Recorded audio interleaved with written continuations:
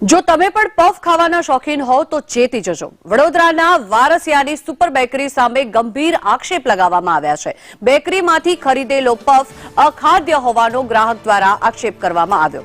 પફમાં દુર્ગંધ મારતી હોવાનો પણ ગ્રાહક દ્વારા દાવો કરવામાં આવ્યો છે, ત્યારે પફમાંથી કાળા રંગનો અખાદ્ય જેવો પદાર્થ મળ્યો છે।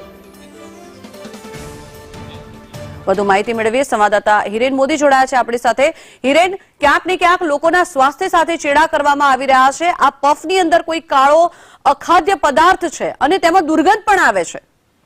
જી ચંકા, ખાસ કરીને વાત કરીએ વડોદરા શહેરમાં છેલ્લા ઘણા સમયથી ફરિયાદો ઉઠી છે કે વિવિધ પનીરનું શાક હોય કે અન્ય કોઈ પણ મરી મસાલા હોય, તમામમાં ભેળસેળયુક્ત જોવા મળી રહ્યા છે। જે લેબોરેટરીમાં પૃથ્થકરણ થાય છે ત્યારબાદ રિપોર્ટ એમના નેગેટિવ આવતા હોય છે। તેમ છતાં અત્યારે પણ વેપારીઓ બેરોકટોક આવા અખાદ્ય પદાર્થ વેચતા હોવાનું સામે આવી રહ્યું છે।